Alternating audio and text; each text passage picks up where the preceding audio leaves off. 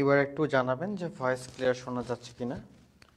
আন্তরিকভাবে দুঃখিত, আমাদের একটু কারিগরি সমস্যার জন্য আটকে গেছিলো। যাই হোক, সেটা ফিক্সড করা হয়ে গেছে। এখন ক্লিয়ার শুনতেছেন কিনা একটু জানান। আমরা যেখান থেকে শেষ হয়ে গেছিলো সেখান থেকে আবার শুরু করব, সমস্যা নেই।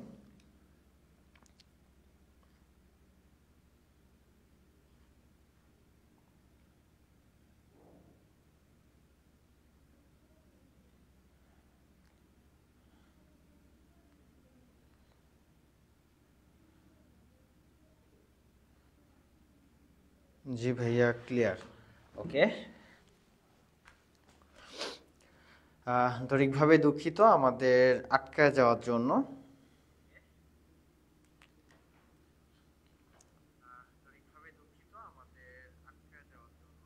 ওকে, সবাই চলে আসছে। সো কত দূর ছিল অবশ্য, আমরা মনে হয় এই পাশে আসার পরে আটকায় গেছিল। এই অংশটুকু আশা করি সবাই বুঝতে পারছেন। একটু আহ, একটু বলবেন যে কোন জায়গা পর্যন্ত, মানে এই পাশের যে অংশগুলো, যে রকেটের বডির ভর, জ্বালানির ভর, টোটাল ভর, এই জিনিসগুলো আপনারা দেখছেন কিনা, মনে আছে কিনা, বা এইটুকুতে সমস্যা তো হয়নি আশা করি। এটা একটু কমেন্ট করে জানান যে কতদূর পর্যন্ত আপনারা কোনো সমস্যা ফেস করেন নাই, মানে রিল্যাক্সে বুঝতে পারছেন।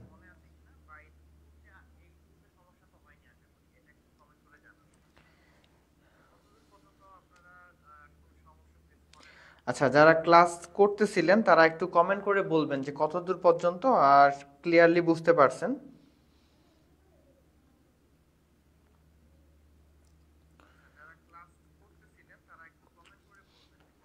ওকে ওকে, ঠিক আছে। F is equal to M A, M A থেকে ওই পর্যন্ত আপনারা ক্লিয়ার বুঝতে পারছেন। যাই হোক, সমস্যা নেই। আমরা তাহলে এই পাশের অংশটা পুরোটাই মুছে দিব, এটা আমাদের দরকার নেই।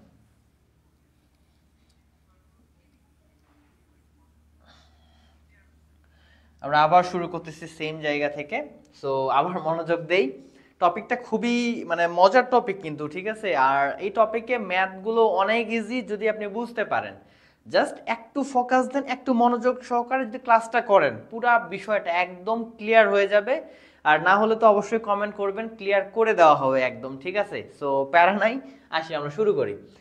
এখানে একটা রকেট অঙ্কন করছিলাম। তারপরে পরের প্রশ্নটা কি ছিল, যে একটা রকেট কেন উপরে উঠে বা উপরে উৎক্ষেপণ হয় কেন, সেই জিনিসটা বলছিলাম। তো কি উত্তরটা কি আসলো, যে কেন একটা রকেট উপরে উঠে? কারণ রকেটের ভিতরে অনেক জ্বালানি থাকে। সেই জ্বালানিগুলো যখন পুড়তে পুড়তে অনেক বেগে বের হয়ে যায়, জ্বালানিগুলো নির্গমন হয়ে যায়। তো জ্বালানিগুলো যখন নির্গমন হয়, তারা কি করে, মাটিতে একটা ধাক্কা দেয়। তো মাটিতে যখন জ্বালানিগুলো একটা ধাক্কা প্রয়োগ করে, সো নিউটনের তৃতীয় সূত্র কি বলে, যে কোনো বস্তুকে যে পরিমাণ বলে ধাক্কা দিবে, সে বস্তুটা একই পরিমাণ বল নিয়ে তাকে ধাক্কা দিবে। মানে মাটিটাও রকেটটাকে উপরের দিকে একটা ধাক্কা দিতেছে, আর এই ধাক্কাটার কারণেই কিন্তু রকেটটা উপরে উঠতেছে, তাই না? ব্যাপারটা তো এরকম। সো আমরা কি চিন্তা করলাম, আমরা দেখলাম যে একটা রকেটের বডির ভরকে ধরে নিলাম ক্যাপিটাল এম, তারপরে জ্বালানির ভরকে ধরে নিলাম স্মল এম, তারপরে কি করছে, টোটাল ভর। এই রকেটটা টোটাল ভর কি হবে, বডির ভর প্লাস জ্বালানির ভর। সেখানে জ্বালানি আর বডিটাই তো থাকে। সো এই দুইটা ভর কি, এম প্লাস এম, মানে capital M plus small M দিয়ে দিছি আমরা। এটা হচ্ছে টোটাল ভর রকেটটার জন্য। তারপরে জ্বালানি নির্গমনের বেগ, মানে জ্বালানিগুলো যে বের হয়ে যাচ্ছে, তো জ্বালানির তো একটা বেগ থাকবে, এটা খুবই সিম্পল। সো সেই বেগটা কত, এই বেগটাকে আমরা ধরে নিছি ভিআর। তারপরে আরেকটা পয়েন্ট ধরে নিয়েছিলাম, সেটা হচ্ছে জ্বালানি নির্গমনের হার, মানে প্রতি সেকেন্ডে কি পরিমাণ জ্বালানি বের হয়ে যাচ্ছে। প্রতি সেকেন্ডে কিভাবে বের করা যায়, যে পরিমাণ জ্বালানি বের হয়ে যাচ্ছে সেই পরিমাণ জ্বালানি থেকে যে সময়টা লাগতেছে বের হওয়ার জন্য, সময়টা দ্বারা যদি ভাগ দিয়ে দিই, তাহলে কি পাবো, হার পাবো, জ্বালানি নির্গমনের হার। যেহেতু জ্বালানি নির্গমনের হার, আমি একটু লিখে ফেলি,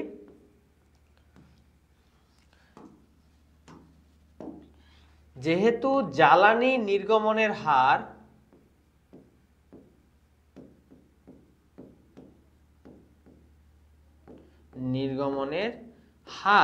তাহলে আমার কি পরিমাণ জ্বালানি বের হয়ে যাচ্ছে, ধরে নিলাম ডিএম, ডিফারেন্স বিটুইন এম। কেন সেটা বলা হয়েছে কিন্তু, ঠিক আছে। যে আগে ধরলাম যে 50 কেজি ছিল, পরে হয়ে গেল 30 কেজি, তাহলে জ্বালানি বের হইলো কতটুকু, 20 কেজি। কেমনে বের করব, 50 কেজি থেকে 30 কেজি বিয়োগ দিয়েই তো। সো ডিফারেন্স, ওই ভরের যে ডিফারেন্সটা সেটা আমরা নিচ্ছি। এই জন্য আমরা এখানে ডিএম দিছি, এবং সেটা কি ডিটি সময়ের মধ্যে, বা যে সময়ের মধ্যে এই ডিএম পরিমাণ জ্বালানি বের হয়ে যাচ্ছে সেটা আমরা এখানে নিয়ে নিলাম। এটা হচ্ছে আমাদের জ্বালানি নির্গমনের হার। তো এগুলো আমরা ধরে নিছিলাম একটা রকেটের জন্য, টোটালি ধরে নিছিলাম। তারপরে আসলো আমাদের মেইন পয়েন্ট। মেইন পয়েন্ট কি বলে যে আমরা বের করব রকেটটা মাটিতে কত বলে ধাক্কা দিতেছে, মাটিতে কি বলে ধাক্কা দিতেছে সেই বলটা বের করব। তো বলটা যখন বের করব আমাদের তো এটা জানা যে বল এফ ইজ ইকুয়াল টু হয় M A. F is equal to কি হয় এম এ। এম এটাকে আমরা চাইলে এমটাকে এমই রেখে দিলাম, এটাকে আমরা লিখতে পারি V minus U divided by T, right. এটাকে চাইলে আরও সাজিয়ে লেখা যায়, যেমন এফটাকে তাহলে লেখা যায় উপরে এম কে ভি দ্বারা গুণ করলে হবে M V minus M U divided by T. আমরা এইভাবে লিখতে পারি, এগুলো তো আমরা শিখছি তাই না।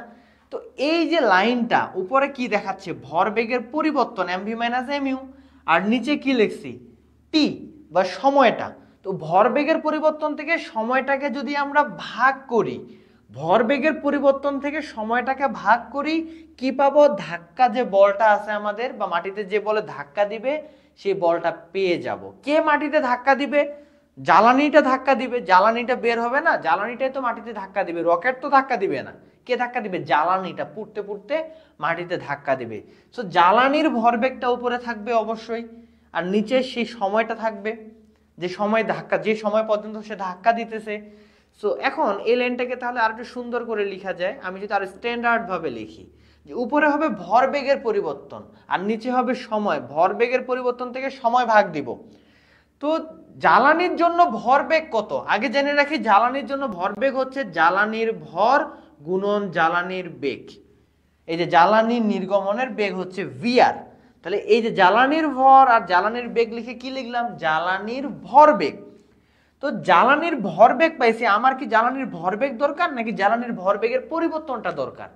ভরবেগের পরিবর্তন, এই যে M V minus M U. তো এই পরিবর্তনটাকে তার স্ট্যান্ডার্ড ভাবে যদি লিখতে চাই তাহলে বলতে পারি না যে ডিফারেন্স বিটুইন ভরবেগের পরিবর্তন, যেমনটা এখানে বলছিলাম যে দুইটা ভরের মধ্যে পার্থক্যটা ডিফারেন্স লিখছি এই জন্য ডি লিখছিলাম। সো এখন ভরবেগের পরিবর্তনের ডিফারেন্সটা দিলেই তো হয়ে যাচ্ছে। এমভি হচ্ছে ভরবেগ, সামনে ডি দেওয়াতে হয়ে গেল ভরবেগের পরিবর্তন বা ডিফারেন্স, আর নিচে কি হবে সময়ের পরিবর্তন ডিটি। তাহলে আমরা স্ট্যান্ডার্ড ভাবে এই লাইনটাকে এভাবে লিখতে পারি। এটা যা কথা এই লাইনটা একই কথা বোঝায়। সো আশা করি আপনি বুঝতে পারছেন এইটুকু। সো এইটুকু যদি বুঝেন এটাকে আমরা আরো সুন্দরভাবে লিখতে পারি এরকমটা যে এফ ইজ ইকুয়াল টু, তাহলে আমাদের দাঁড়াচ্ছে ডিএম বাই ডিটিটাকে আগে লিখে ফেলি, DM divided by DT into ভিআরটাকে একটু পরে লিখব।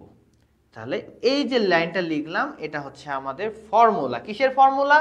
যে জ্বালানিটা মাটিকে কি বলে নিচের দিকে ধাক্কা দিতেছে সেই ফর্মুলা হচ্ছে F is equal to DM by DT into VR. So আশা করি এইটুকু বিষয় আপনি বুঝতে পারছেন। আমি একটু কমেন্টগুলো দেখে নিই এবার কারো কোনো রকম সমস্যা হচ্ছে কিনা সেটার জন্য।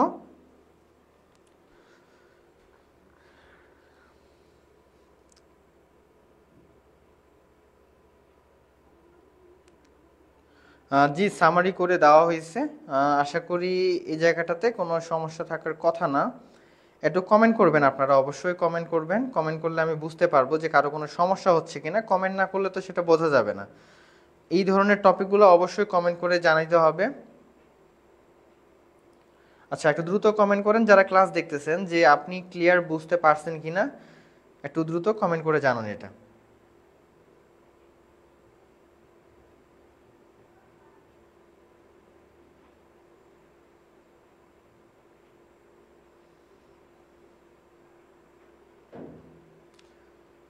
ওকে, আমি একটু কমেন্টগুলো চেক করি আপনাদের।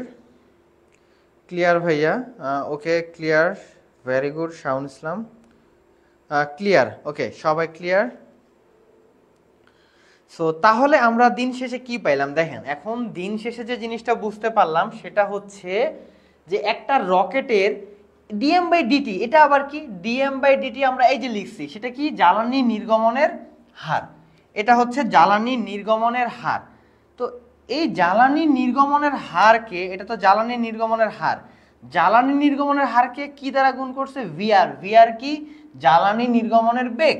তাহলে জ্বালানি নির্গমনের হার যদি আপনি জানেন, জ্বালানি নির্গমনের বেগ যদি আপনি জানেন, এই দুইটা মান 1 নাম্বার আর 2 নাম্বার, এই দুইটা মান জানলে আপনি কি বের করতে পারবেন যে রকেটের যে জ্বালানিটা মাটিকে কি বলে ধাক্কা দিতেছে।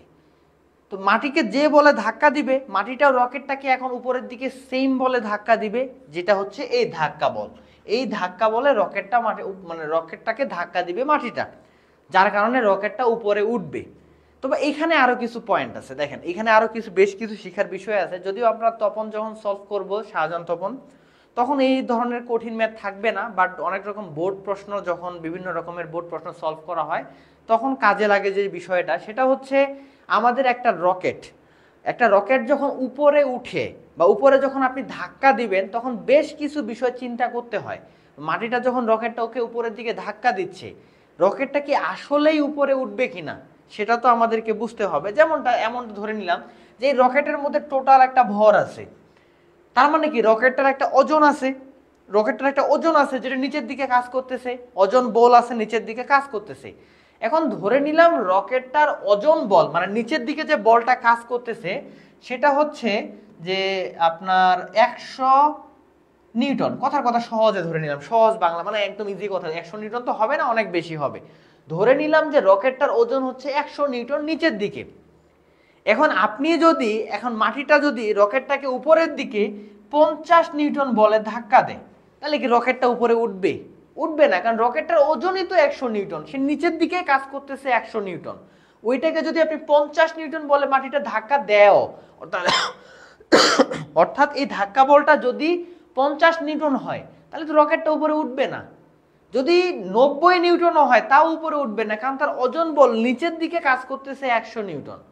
তাহলে অবশ্যই কি করতে হবে, যতটুকু ওজন তার থেকে অনেক বেশি বলে তাকে উপরের দিকে ধাক্কা দিতে হবে, তাহলে রকেটটা উপরে উঠবে। তো রকেটটা যদি উপরে উঠেও, এখানে আরেকটা জিনিস চিন্তা করে দেখেন, ধরেন যে রকেটটার ওজন হচ্ছে 100 নিউটনই। এখন আপনি যে বলে ধাক্কা দিতেছেন সেটা হচ্ছে ধরেন 500 নিউটন।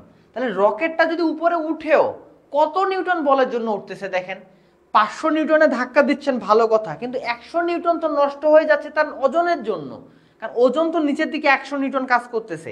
আপনি যদিও 500 নিউটনের উপরের দিকে ধাক্কা দিচ্ছেন, তাহলে রকেটটা যদি উপরে উঠেও সেটা কতটুকু বলের জন্য উঠতেছে, সেটা মাত্র 400 নিউটন বলের জন্য উঠবে, কারণ 100 কাটাকাটি যাবে, 400 নিউটন বল অতিরিক্ত থাকতেছে, সেই অতিরিক্ত বলের জন্যই কিন্তু রকেটটা উপরের দিকে উঠবে। বিষয়টা কিন্তু এরকম দাঁড়াচ্ছে।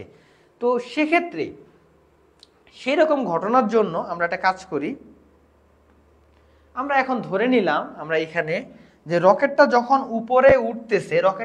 উপরে উঠতেছে তখন একটা রকেটের মধ্যে আমরা এখানে খেয়াল করলাম যে যখন রকেটটা ইনিশিয়ালি উপরে উঠবে, তখন রকেটের মধ্যে কিন্তু সবগুলো ফুয়েল থাকে, তারপরে রকেটের বডিটার ভর তো অবশ্যই আছে, তাহলে রকেটের একটা শুরুতে ওজন থাকে।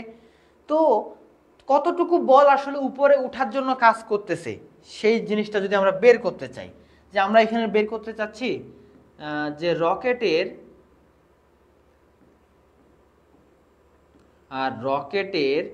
ঊর্ধ্বমুখী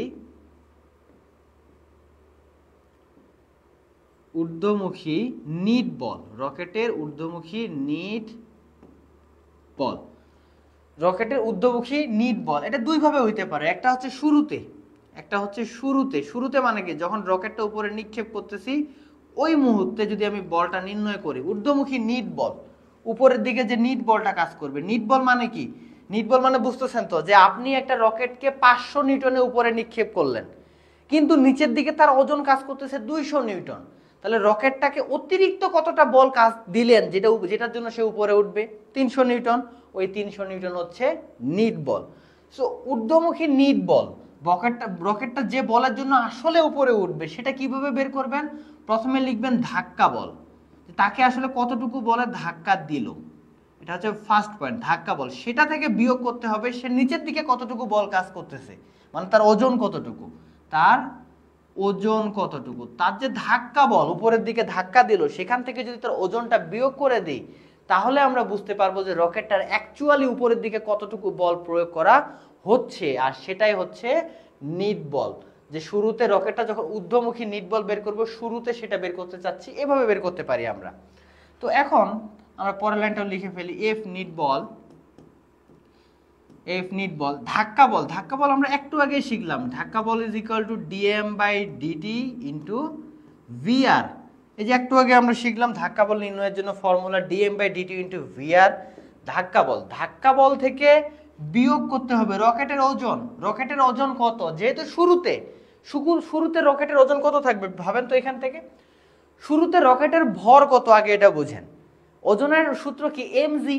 ওজন বলতে কি ডাব্লিউ ইকুয়াল টু এমজি হয়, কিন্তু তার মানে ভর লাগবে। শুরুতে রকেটের ভর কোনটা হবে? এটা তো শুধু বডির ভর, এটা জ্বালানির ভর। শুরুতে রকেটের টোটাল ভর থাকবে এমটি, যেটা জ্বালানি আর বডি দুইটার ভরের একসাথেই হবে। সো শুরুতে তাহলে ওজন লিখতে গেলে আমাদেরকে লিখতে হবে রকেটের টোটাল ভর ইন্টু জি। তাহলে এই ফর্মুলাটা ব্যবহার করতে পারবো যখন শুরুতে রকেটটা উপরে উঠাচ্ছে তখন কতটুকু ঊর্ধ্বমুখী নিট বল কাজ করতেছে। এখন শুরুতে কেন বললাম, শেষে যদি আমরা চিন্তা করি, ধরলাম যে জ্বালানি শেষ হওয়ার পরে, জ্বালানি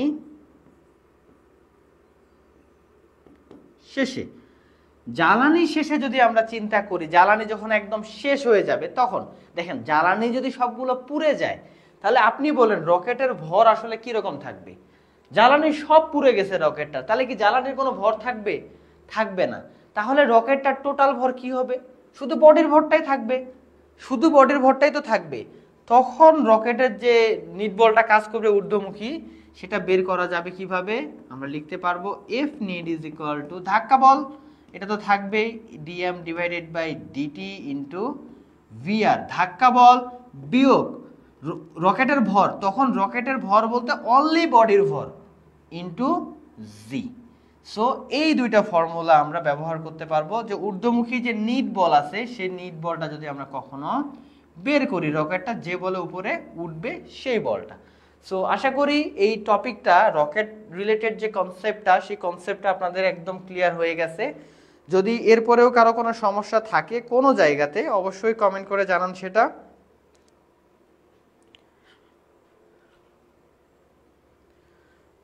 এরপরেও যদি কারো কোনো রকম সমস্যা থাকে সেটা কমেন্ট করে জানাবেন।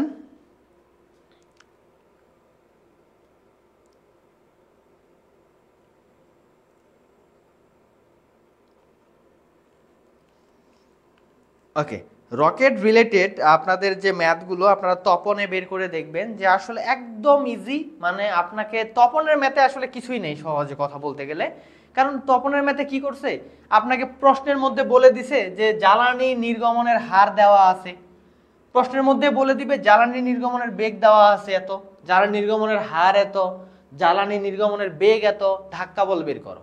তো এই রকমের ম্যাথগুলো আসলে করারও কোনো মানে হয় না, কারণ ধাক্কা বল কি জ্বালানি নির্গমনের হার গুণন জ্বালানি নির্গমনের বেগ, আর দুইটাই যদি আপনাকে দিয়ে দেয়, ভিআরও আপনাকে দিয়ে দিল, ডিএম বাই ডিটিও আপনাকে দিয়ে দিল, তো এফ এর মান বের করা এটা তো কোনো বিষয় না, এটা আপনি সহজে করে ফেলতে পারবেন।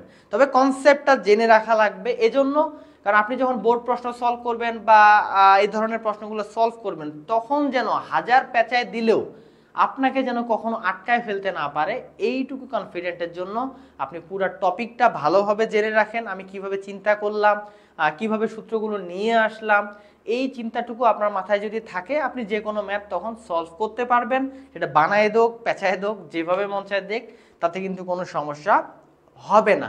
সো এই টপিকটা আশা করি আপনারা বুঝতে পারছেন। এরপরে বাতাসের বাধা রিলেটেড যে প্রবলেমগুলো সেগুলো সম্পর্কে একটু আইডিয়া দেই আমি। বাতাসের বাধা রিলেটেড প্রবলেমগুলো আমরা আসলে কিভাবে সলভ করব। তো শুরুতে লিখে নিচ্ছি, যদি বাতাসের বাধা থাকে, বাতাসের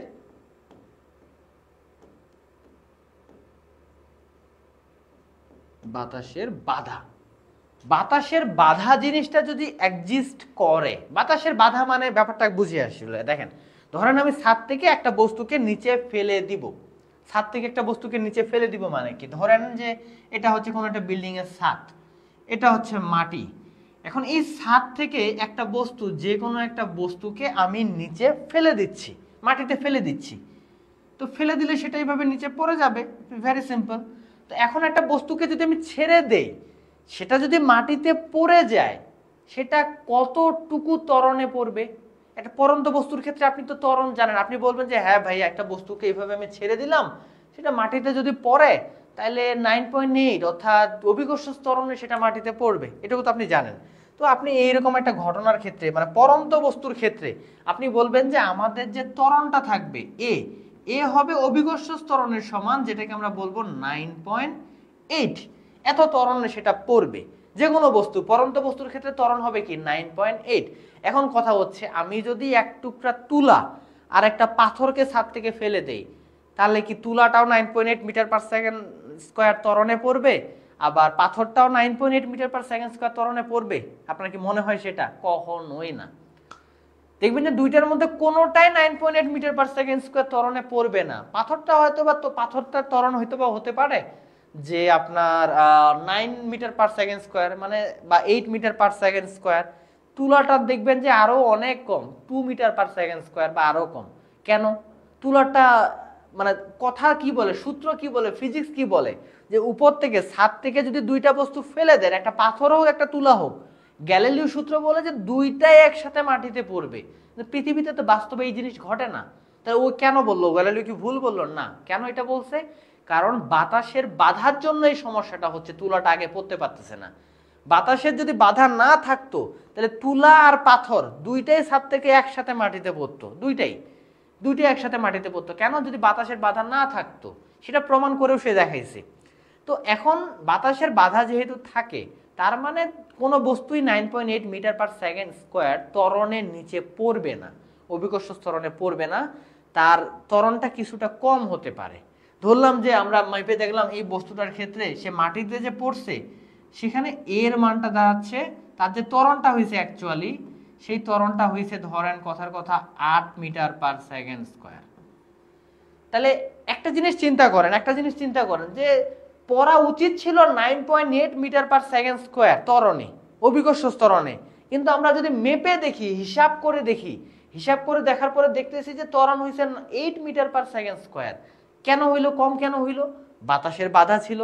তো বাতাসের বাধার জন্য কতটুকু ত্বরণ কমে গেল? চিন্তা করেন যে বাতাসের বাধার জন্য কতটুকু ত্বরণ ব্যাহত হইল। সহজে বলা যাবে যে বাতাসের বাধার জন্য ত্বরণ ব্যাহত হইল আপনার জি মাইনাস এ মানে 9.8 থেকে যদি 8 বাদ দেই তাহলে 1.8 মিটার পার সেকেন্ড স্কোয়ার ত্বরণ ব্যাহত হইল। কার জন্য? বাতাসের জন্য। তাহলে বাতাসের বাধা বল কতটুকু? বাতাসের যে বাধা বলটা সেটা কতটুকু হবে? ব্যাহত হইতে যে ত্বরণটা লাগে সেই ত্বরণটা পাইছি, ত্বরণের সাথে যদি আমি এম গুণ করে দিই তাহলে এ বলতে কি মানে ভর গুণন ত্বরণ করলে তো আমি সে বলটা পাবো। তো সেখান থেকে যদি বস্তুটার ভর আমি গুণ করে দিই তাহলে যে বলটা পাবো এই বলটাকে বলা হবে বাতাসের বাধা বল। এটাকে বলা হবে বাতাসের বাধা বল। কিভাবে বের করলাম? আশা করি আপনি বিষয়টা বুঝতে পারছেন যে বাতাসের বাধার জন্য কতটুকু ত্বরণ ব্যাহত হয়েছে। জি মাইনাস এ, যে ত্বরণটা কমে গেছে সেই ত্বরণটা নিছি এবং বস্তুর ভর গুণ করে দিলে ভর গুণন ত্বরণ আমরা বল পেয়ে গেছি। এই বলটা কার জন্য? যে ত্বরণটা নিছি আমরা, কোন ত্বরণটা? বাতাসের বাধার জন্য যে ত্বরণটা ব্যাহত হয়েছে।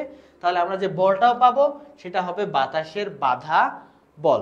সো এই ধরনের যে ম্যাথগুলো যদি আপনাকে কখনো বাতাসের বাধা বল বের করতে বলে তাহলে আপনি সহজেই বের করতে পারবেন। এবং মাথায় রাখবেন যেখানে বাতাসের বাধা ঘটবে, বাতাসের বাধাজনিত যদি কোনো সমস্যা ঘটে তাহলে একদম কনফার্ম হয়ে থাকেন সেই জায়গায় অভিকর্ষ ত্বরণ 9.8 ব্যবহার করা যাবে না। কেন? পড়ন্ত বস্তু হোক আর নিক্ষিপ্ত বস্তুই হোক, যেটাই হোক না কেন, বাতাসের বাধা যদি থাকে তাহলে তো অভিকর্ষ ত্বরণে পড়বে না, তার থেকে কম ত্বরণে পড়বে। বাতাসের বাধা তো বাধা দিয়ে দিচ্ছে, তো সেই ত্বরণে পড়তে দিবে না। তখন যে ত্বরণটা হবে সেটা আমাদেরকে আলাদাভাবে বের করে নিতে হবে, কারণ ডিরেক্টলি আমি 9.8 বসাই দিয়ে এই ধরনের ম্যাথগুলো সলভ করতে পারবো না। সো বাতাসের বাধা রিলেটেড যে টপিকগুলো, এই টপিকগুলো আপনাকে এভাবে চিন্তা করতে হবে, তাহলে এই রিলেটেড যে ম্যাথগুলো আপনি দেখবেন যে খুব সহজেই সমাধান করতে পারতেছেন। সো আশা করি বাতাসের বাধার এই কনসেপ্টটা আপনি বুঝতে পারছেন। যদি কারো কোনো রকম সমস্যা থাকে আপনারা কমেন্ট করে জানাতে পারেন।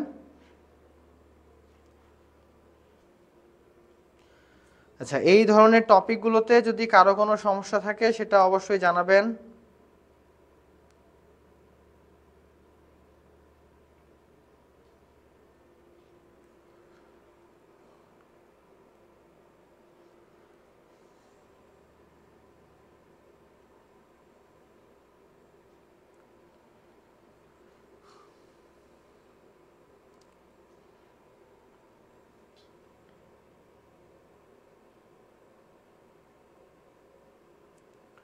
ওকে, আজকে আমাদের ক্লাসের মধ্যে একটা ত্রুটি থাকার কারণে আসলে মূলত আমরা আজকের ক্লাসটাতে একটু ব্যাহত হয়েছে। ঠিকভাবে আসলে একটানা নিতে পারি নাই, বাট 2টা খণ্ডে ক্লাসটা হয়ে গেছে। আজকে আমাদের 2 খণ্ডে ক্লাসটা হয়েছে। আর আজকের ক্লাসে আমরা রকেট উৎক্ষেপণের বিষয়টা আর বাতাসের বাধা বল এই জিনিসগুলো নিয়ে আলোচনা করলাম। কৌণিক গতির যে নেক্সট পার্টটা ছিল মূলত সেটা নিয়ে আজকে আর আলোচনা করতে পারলাম না, তার জন্য আন্তরিকভাবে দুঃখিত। নেক্সট ক্লাসে আমরা কৌণিক গতির যে বিষয়টা, মানে ওই অধ্যায়ের যে বাকি অংশটুকু আছে, অবশ্য প্রথম অংশটার কথা আপনাদের মনে থাকার কথা, কারণ গত ক্লাসটা ভিডিওতে আমরা কিন্তু ক্লাসের ভিডিওতে কিন্তু টোটালি বুঝাই দেওয়া হয়েছিল যে রৈখিক গতির মধ্যে কিভাবে চিন্তা করব, কৌণিক গতির মধ্যে কিভাবে চিন্তা করব, রৈখিক গতিতে সূত্রগুলো কেমন হইলে কৌণিক গতিতে সূত্রগুলো কেমন হবে। সো এই ধরনের যে বিষয়গুলো আপনারা যদি প্র্যাকটিস করে থাকেন তো খুবই ভালো। নেক্সট ক্লাসে আমরা কৌণিক গতি অধ্যায়টাকে একদম শেষ করে ফেলবো। আর দেন আপনাদের যে বিষয়, মানে এই অধ্যায় নিয়ে আর কোনো সমস্যা থাকবে না ইনশাল্লাহ। দেন আমরা নতুন অধ্যায়ের মধ্যেও চলে যেতে পারবো, ঠিক আছে? সো আজকের ক্লাসটা এই পর্যন্তই রাখবো। আর যদি কারো কোনো বিষয়ে প্রশ্ন থাকে বা জানার থাকে সেটা অবশ্যই বলতে পারেন, আমি কিছুক্ষণ আপনাদের কমেন্টগুলো পড়বো। সো কারো যে কোনো বিষয়ে কোনো প্রশ্ন থাকলে সেটা বলতে পারেন।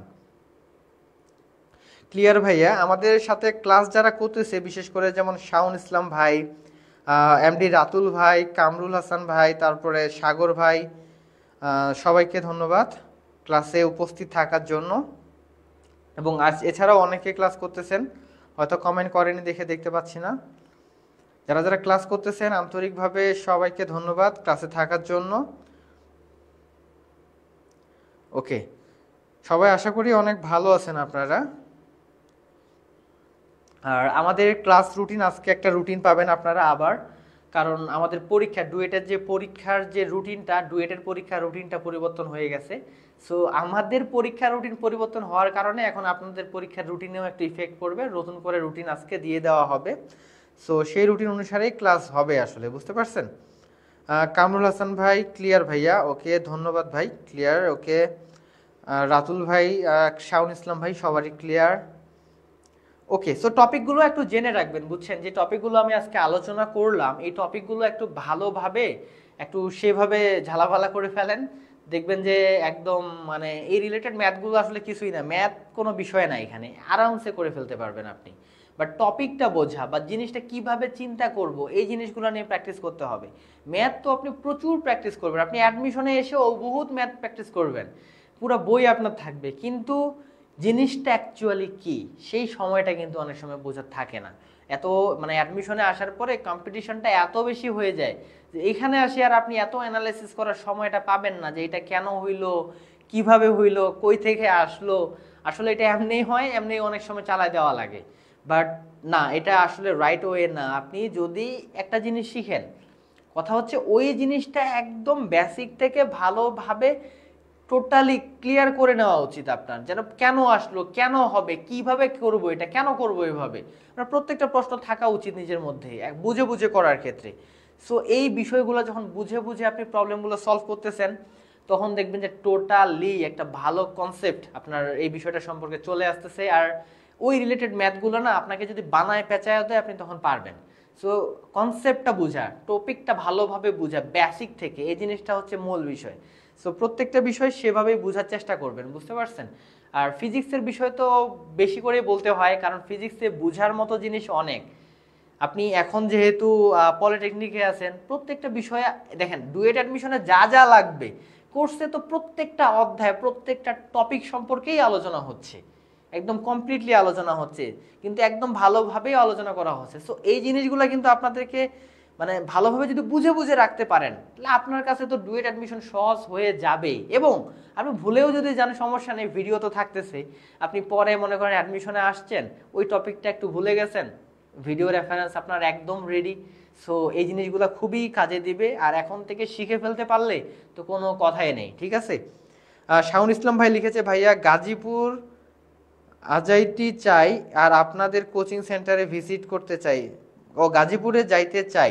হ্যাঁ হ্যাঁ, অবশ্যই আপনি আসবেন এবং অবশ্যই দেখা হবে আপনার সাথে। যদি গাজীপুরে আসেন আমাদের সাথে তো অবশ্যই দেখা হবে, কথাও হবে। সো আসলেই বুঝতে পারবেন। ওকে, সো ঠিক আছে, সবাই ভালো থাকেন, দেখা হবে আগামী ক্লাসে সবার সাথে। অ্যান্ড আজকের ক্লাসটা এই পর্যন্তই। আল্লাহ হাফেজ।